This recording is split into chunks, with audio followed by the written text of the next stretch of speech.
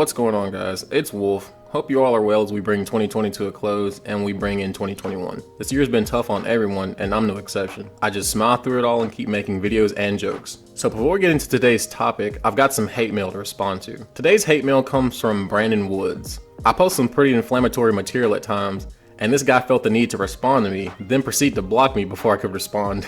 That's the standard move of the intellectually weak, and they do this so they don't have to hear the counter argument. That way their argument is forever perfect and beyond criticism. Well, Brandon, I can't roast you like I want to because you blocked me, but I'll do what I can. If you use your eyes just a little bit more and not your fingers in your mouth, you could probably very easily see that I hike with friends, the vast majority of whom are white. I don't live in 1826. I live in 2021, so I seriously doubt that I'll be, quote, hanging from a tree anytime soon. I know slavery was so long ago and it still hurts and affects you today, even though you weren't even a thought yet. Your grandparents weren't even slaves. You must have an obsession with hanging because you're rocking this whack-ass chain from 2006. You wanted to be jibbed so bad, didn't it? I know it must be hard to afford a decent chain on a security guard's budget, but hey, just save up a few months' pay and you may be able to afford a down payment on a nice one. You look like you're the type of guy to go broke trying to impress other people. You look like you're at work right now. No, sir, don't get loud with me, sir. Do not get loud with me. Oh, no. Security! Security!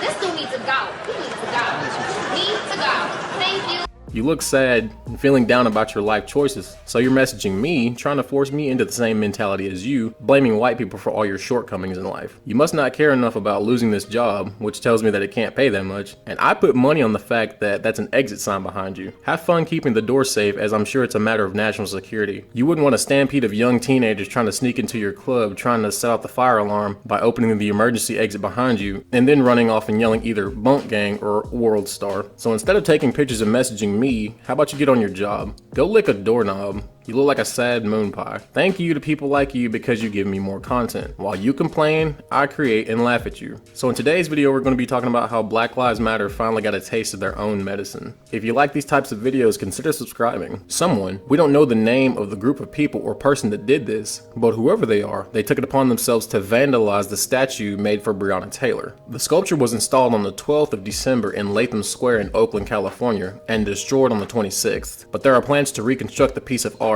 in the coming months. I've already covered her case in one of my previous videos, so go back and check that out for me. Many people took to social media and the artist of the statue even called it an act of racist aggression. Hold up, you guys went on a literal rampage and were tearing down statues left and right and defacing our country's historical monuments, and I've also done a video on this subject which you should go check out. And now you're upset when one of yours gets destroyed? So when you and Antifa and other radical leftist groups burn entire cities, loot, riot, destroy tons of our statues, and extort the country, it's called a peaceful protest. But when someone supposedly destroys one of your monuments, it's called an act of racist aggression. So you go out and destroy our statues, that's just punching up to evil white supremacy. One of yours gets defaced and you immediately pull the victim card and cry out racism. That seems to be the Black Lives Matter national anthem. Racism everywhere, even when there's not. How do you guys expect anyone to take your movement seriously when you constantly play the game of double standards? Many of your prominent figures and supporters are completely void of examining the logic behind the emotion and anecdotal arguments that the radical leftists often make. I don't agree with property damage, and I don't think it was productive to destroy this statue because it shows you are no better than the stay woke crowd. I think this was a sick act because two wrongs don't make a right. Decent people don't go out and destroy the other side's property just because they have a disagreement. I'm an adult, we can disagree and still be cordial, but those two things are mutually exclusive on the radical left. Either you're with me and agree with everything I say, or you're a racist Trump supporter and violence against you, your family, and your property is completely justified. This is still a developing story, and hey, we could find out in the coming weeks that the left is trying to pull another Jussie Smollett and stage the entire thing. So to my fellow wolves, we're above destroying statues.